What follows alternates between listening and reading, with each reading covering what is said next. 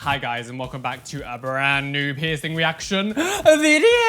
Oh my gosh, what is? So today we're going to be doing some more of your piercing horror stories. I absolutely love doing these, so thank you for everyone who does submit stories.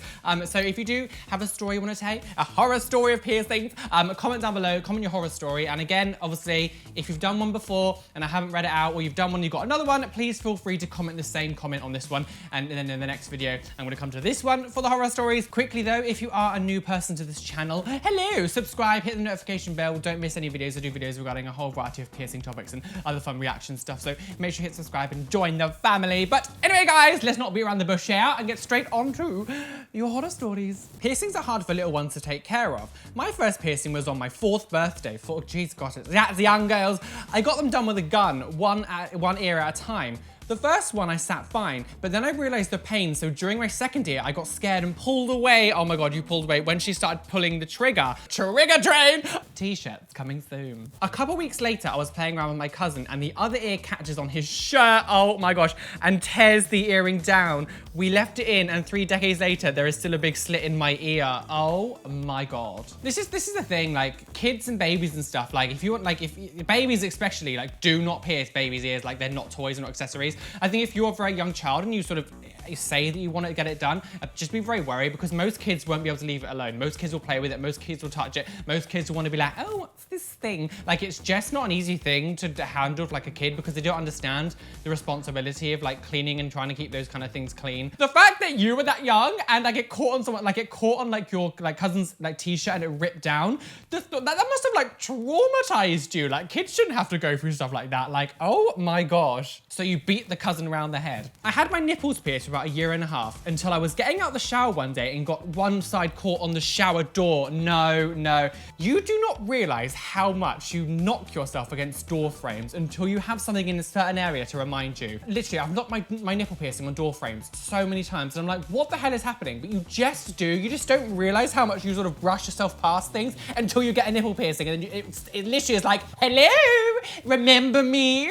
I got one side of the bar caught on the shower door. The other side of the bar got pulled through the hole instantly and intense pain and bleeding ensued. No. I passed out 3 times on the way to the emergency room where they just bandaged it up and gave me some Percocet? It healed kind of funny. It looks like a little chewed up piece of bubble gum. Never in my life did I ever think someone would describe their nipple as a chewed up piece of bubble gum. But yeah, the door thing, like you knock your nipples all the time on doors, you don't realize. Like things that I knocked it on things like when I did with it, like I was picking up some towels once from the washing machine and it's just put the towel up to my chest and it bashed one of them and it's just like, it hurts. So like you just knock it all the time on stupid things. About 15 years ago, I got my snake bites pierced. Already had one other piercing, like labret nose, etc. 2 days after they were pierced, I went out for lunch at a restaurant with 2 colleagues. Ordered pizza. Oh, we love a pizza, girl. Was eating carefully, so I thought. But on the second slice, I accidentally caught the back of my flat back stud in my teeth as I was chewing. Immediate shock. I was trying to play it cool. When I got my labret done, obviously the bar's really long, like bar is quite long.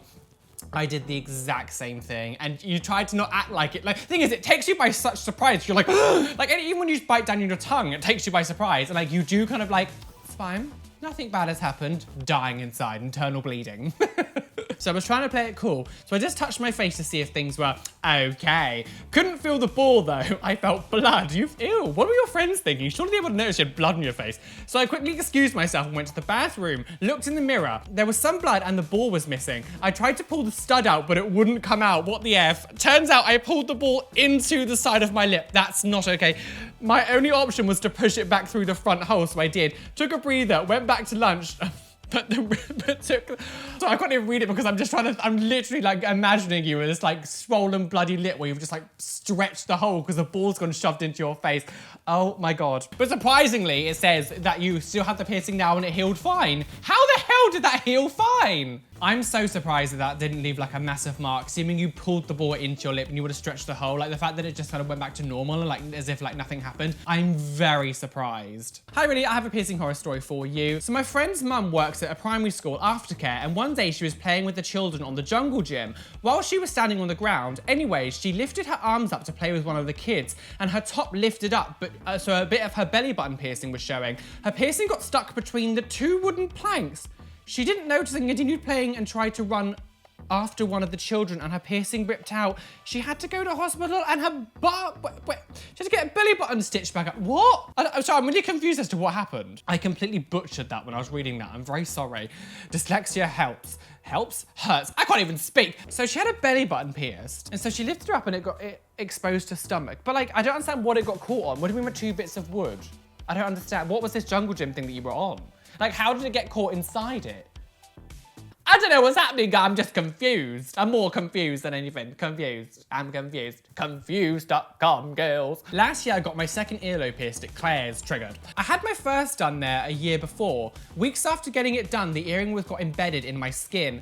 When I woke up every morning, I had to push the earring through my, you had to push the earring back through the skin. It was so painful. The stud nearly went through my ear, so I'm like touching my piercing. So I'm like, I was triggered. It was so painful. The stud nearly went through my ear, stretching it. It turns out the woman had put the back on too tight. A year later, there's a dent hole in my lobe. P.S. I love you. The butterfly clips, like the studs that you get from piercing guns, are not equipped for swelling at all. So even if she put it on looser, there's still a massive chance that this kind of stuff's happened because it's not accommodating for swelling at all. There's literally no accommodation. Regardless of how tight that was, you probably would have had similar problems. So I've had both nipples pierced for about 18 years, never had any issues until one very drunken night of shenanigans around 7 years ago. I'd been out all night and the next morning back at my place and hungover AF, looked down and noticed my right nipple barbell was missing. F! Did you like my exam? What's happening? Why can't I speak?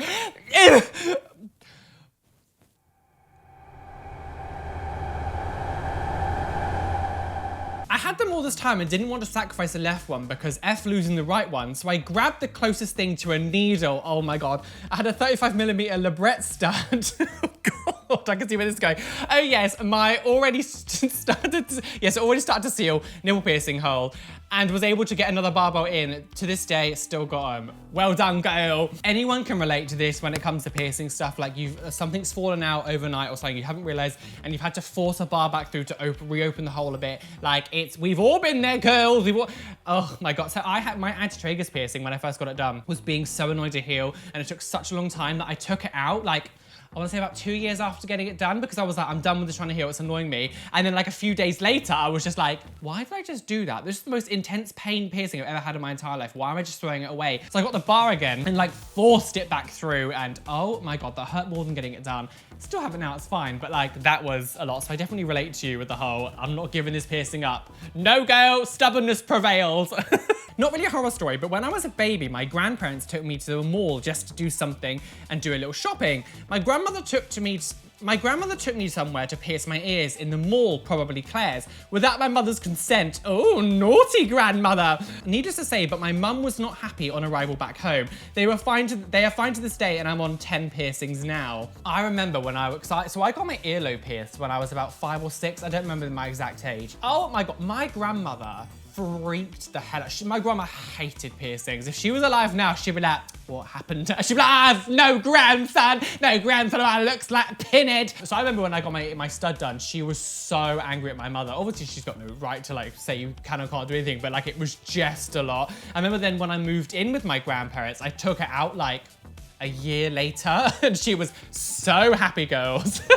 She also really disliked, I remember my mum used to like get our head shaved, like sort of like grade 1, 2 exercise. And my grandma always hated when they did that because she was always like, you look like a thug. So what would she think now? She'd be like, I don't care if you're balding, Roly. You need to keep your hair. You look like Phil Mitchell. Oh my God. When I was little, I would always nag my parents for my first holes done. When my 13th birthday came, my mum took me to a hair salon. She took me to a hair salon. Hair salons do piercing. Hair salons to get my ears pierced. She pulled out the gun from a tub she grabbed out of the drawer. It didn't look clean at all. It really probably wasn't. She then proceeded to pierce my ear with no gloves. Once she had pierced it, she left the gun hanging in my ear, then proceeded to put gloves on.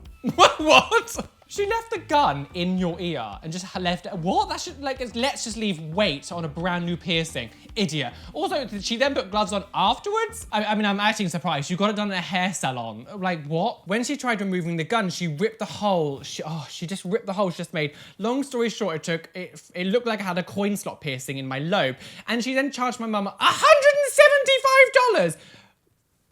What? I don't know what kind of hair salon this is, but that was extortionate, girl. Like, 170... What? I don't care how long it's been. I demand you go back to that hair salon and get a refund, girl.